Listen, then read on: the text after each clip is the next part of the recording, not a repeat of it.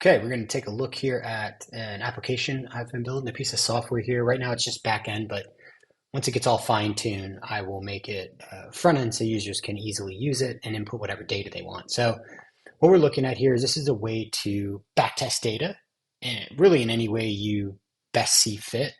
And so what we're doing here is we have a comparison portfolio. So this will be the portfolio we're going to compare against.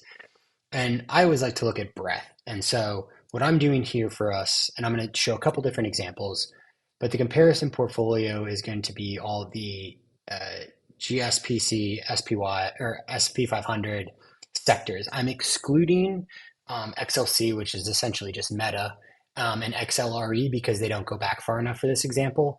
But just because I want to show an example going back before the GFC in 2008, just to see how long you can go, and then we'll also zoom in and see how granular we can get. And so, oops, this will be sectors. And then we can compare it against our current portfolio. So in place of my own portfolio or one you might want to try and build and backtest it, I'm just going to use the S&P 500 ETF here, SPY, just to kind of show as an example. And then what you can do, and again, all of these parameters we can input are going to control against this. So this is saying we're going to use the 200-day simple moving average, and these are all adjustable. And we'll show a couple different examples. You can do 50-day, you can make this exponential moving average, whatever you want to do. But for this first example, we'll just show the 200-day simple moving average. And then we can adjust the start date and end date. So if we want to look at different time periods, I just thought it'd be kind of fun to take a look back since I graduated in 2008. But let's take a look at the beginning of 2007 and through today. Today's Saturday, November 11th.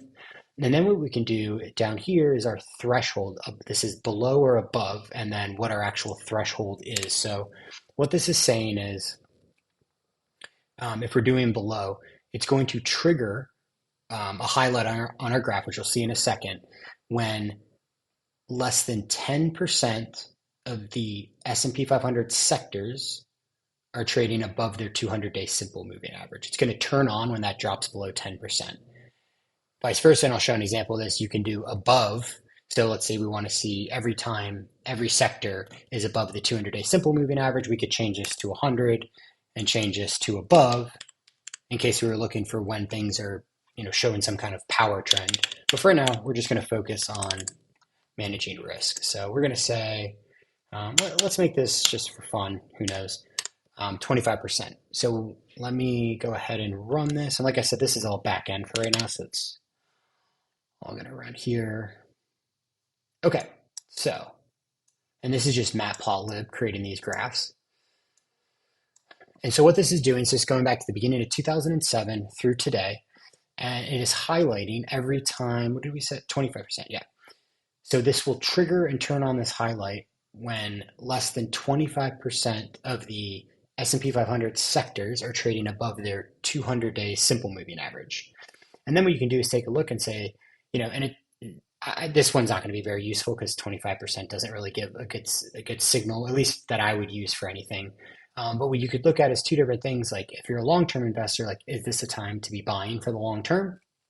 What I use it for is trading. So I like to tell what kind of trading environment am I in? Is it going to be a trending environment, or is it going to be sideways chop and I'm just going to get cut up and all my stops are just going to keep getting hit?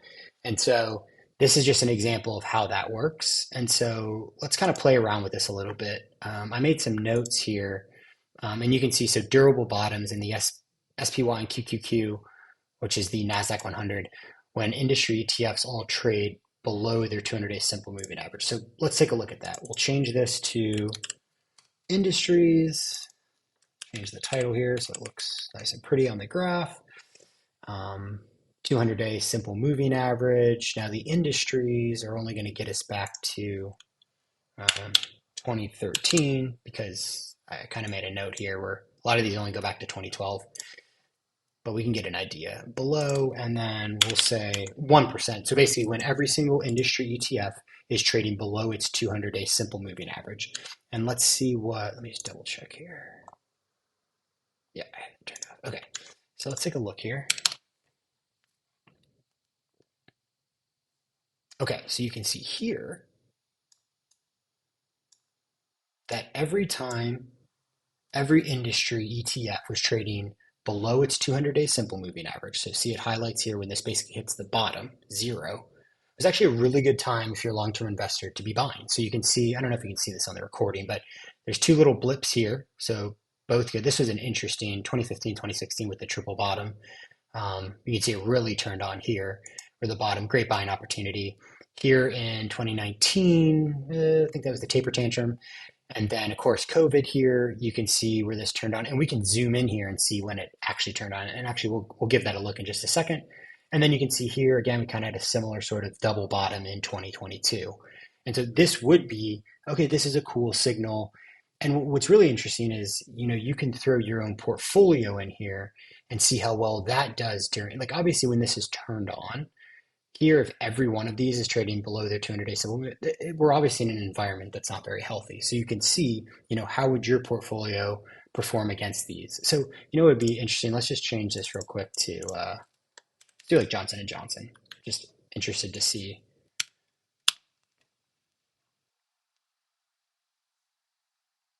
Oh, should have changed that.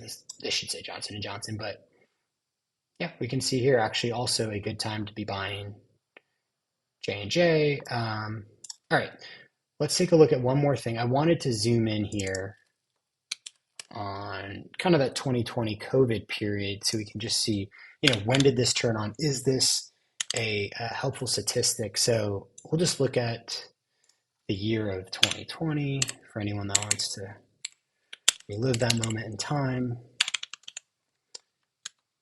Okay, we'll run this again. And so again, now you can see here, so this is just a 1 year time period. So beginning of 2020 to the end of 2020.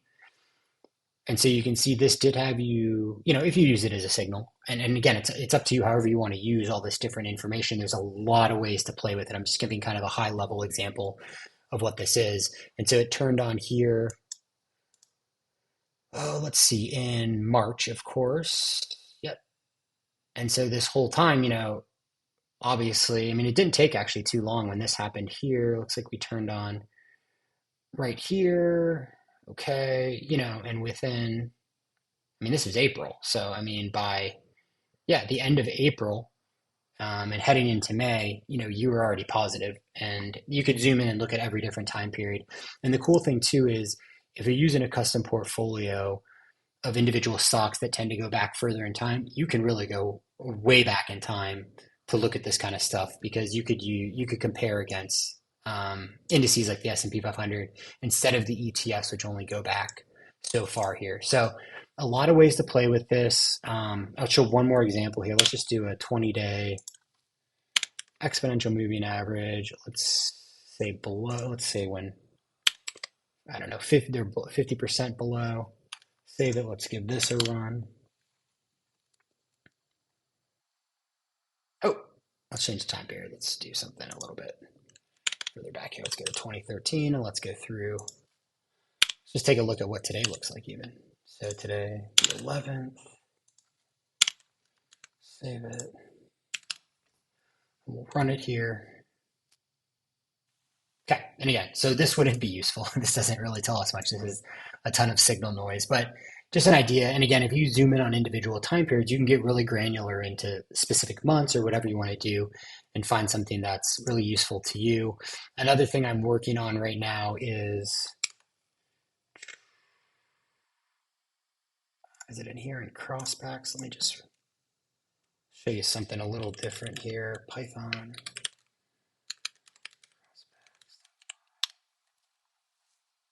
I haven't looked at this in a minute, so hopefully this runs okay. Yeah, okay, so the idea here, so this one's pretty interesting. Oh, got a little freeze going on here. This will, instead of doing the highlight, it's going to signal when different events happen. Obviously, these signals need to be up here, not down here on the bottom. So I'm just messing around with this, but this will be a really interesting one because what this one's going to do is signal on the graph and then give you the forward return. So basically, after whatever signal you set, after signal inference, it will give you what your actual return would have been, and you can set that. So the next month, the next week, the next year, the next 2 years, like whatever you want. And again, all customizable by putting your own portfolio in here. And just to take a look,